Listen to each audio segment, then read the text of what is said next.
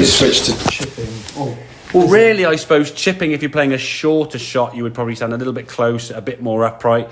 You're still going to be moving the body. And there's just exactly that. And there's still it's that wrist position, or that sort of showcasing the wrist hinge you're going to have in the golf swing. Okay, so this was you before, really, when the club went back on the left.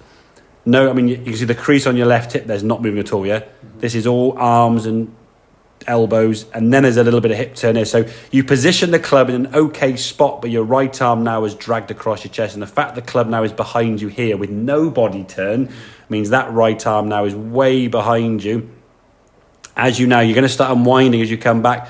This club now is coming from way behind your hands. Really tough to get that club back to the golf ball. And you can see when you're coming through that, the knees or trying to chase after it to try and get under it, because you kind of feel the need to get after the shot.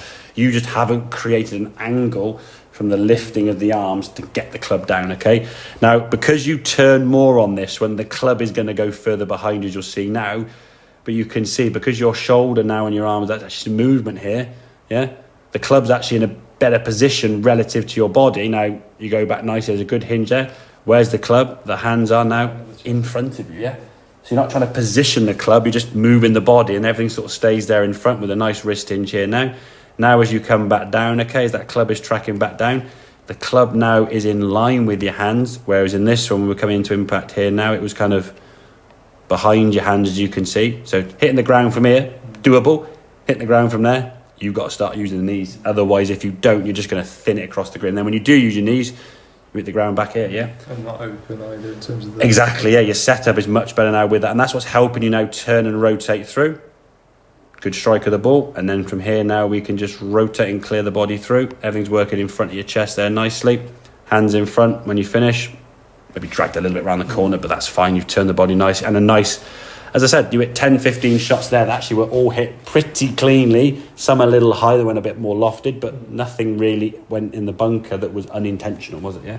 Anyone's went in the bunker when you're trying to go 20 yards and you went 21. Yeah. So if you start getting more confident with the strike because the club's not coming from so far behind you, you can at least then go, okay, I now can see a consistency of strike and flight. I can now open my eyes up and go, okay, well, if I land it there with this club, I get this amount. And then when I land it with that one, then you'll start getting to that situation where you can judge distance. Right at the moment, now you're going, right, what am I going to get? Am I going to thin it, fat it, duff it? And then you're just panicking, yeah? All right, so body still works.